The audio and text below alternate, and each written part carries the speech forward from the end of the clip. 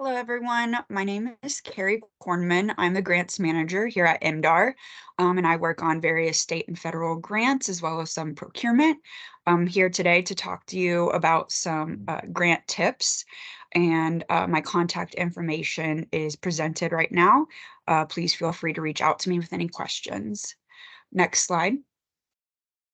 So my first big piece of information and tip would be to thoroughly review the RFR document. RFR stands for Request for Response. Sometimes you might see RFA, Request for Applications, or even RFP, Request for Proposals. This document will have all of the information, instructions, expectations, and context for the grants that you're applying to, including eligible and ineligible project types, allowable and unallowable costs, match requirements, timelines, reporting requirements, pretty much everything encompassing the grant. So that's my first big piece of advice. Make sure you understand all of the sections of the RFR. And if you don't, reach out to the project manager or program contact. That contact information will be on the first page of any MDAR RFR and will be listed on any RFR somewhere on the document itself. Project managers cannot give you advice in completing or filling out your application, but they can answer any questions you may have regarding the RFR or the program itself. Think of the RFR as your roadmap for the project. Next slide, please. My next tip, check off every element of the evaluation criteria. This would actually be the most important piece of advice for any grant application, I would say, as this is the basis of scoring for basically all grant applications at MDAR and most federal grant applications. If the RFR is the roadmap, the evaluation criteria is the GPS, giving you step-by-step directions in conjunction with the application form.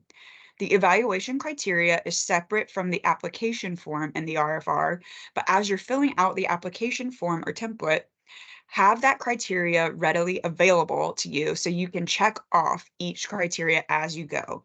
Even if you have to physically print out this evaluation criteria and check one off as you go, that'll help you make sure you fulfilled every requirement of the application. Next slide, please.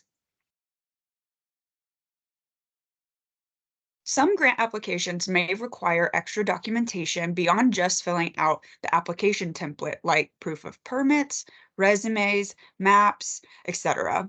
And keeping track of all of that may be difficult. This may be outlined in the evaluation criteria section, but sometimes additional documentation requirements may not be included in the evaluation criteria and instead are outlined in the application submission instructions section. This most commonly occurs when additional documentation is required as a prerequisite of a program and is required for the project to even begin. Most RFRs will include this in the application submission instructions section. Make sure you carefully review that section to determine what all is needed for your application package, including additional required documentation and how to submit your finalized application, whether it's via email or some other submission portal or by mail. If an application requires a signature for submission, make sure that's included before you submit your final application package. Make sure all application documents, including the application package and additional documentation, if applicable, are clear and that evaluators are able to read the entire package. If you're scanning documents and attaching them to a PDF application package, make sure those scans are very clear and legible. If you're handwriting responses on an application package, ask someone to read over the application to make sure everything is crystal clear for an evaluation team to review. Allow yourself time to submit your application. Be mindful of technological issues that may occur, postage delays, or any other circumstance that may add time to the submission process. If you're sending via email, make sure you don't send it last minute. Next slide, please. You'll want to review the list of eligible and ineligible projects in the RFR. This is a quick way to see if you're on track with the project you're thinking about applying for, or even to get ideas for projects you could consider that you may not have prior. You want to express your need. This is how you'll explain to evaluators why your project is a good investment. A plus is to back up your need with data and facts.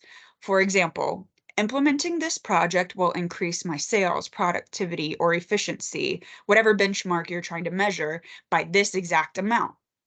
That shows an evaluation team, okay, this project is fulfilling this specific gap by successfully expressing that project need.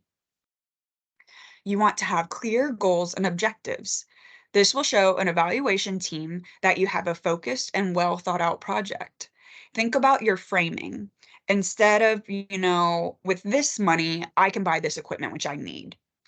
If you say, by achieving goals 1, 2, and 3 with this funding, I expect to see results of 1, 2, and 3. This also goes into the next slide. You want to show you can track and or measure your project results. If you have a system in place that shows you're going to track the success of the project over the life of the project, that's going to look more appealing to an evaluation team than a project that just simply says they expect to achieve results. From my understanding, several grant programs don't have reporting requirements once the funding is received, but showing an evaluation team, hey, we're invested in seeing positive results, is really going to make you stand out to an evaluation team and against other applications. You want to be clear and concise. Don't add what I call fluff to a project, which is maybe a lot of words and sentences to kind of make an application seem longer. Evaluators review dozens of applications, and you just have to tell them what you're asking for. Don't make them search to find your answers. This can also go with what I previously said about goals and objectives. Don't bog yourself down with too many because you think it'll look better on an application or give you an upper hand. That typically isn't the case. An evaluation team wants to see that you have a clear, thought out, and focused project. So if you have 1 to 3 clear goals, it shows a clear, concise project. You want to make sure that you keep the content of your proposal positive. You don't want to add like any negative personal comments, and make sure that you stick to the main objectives of the application. Make sure you provide detailed timelines and financial plans. Make sure to take your time to provide these accurate timelines, and make sure you provide all documentation in the RFR that the RFR is requesting. Leaving out documents is the quickest way for a score to go down. So that wraps up my general tips for grant applications. Again, if you have any questions, please feel free to reach out. My email is on that first slide, and I appreciate you listening to our video today. Thank you.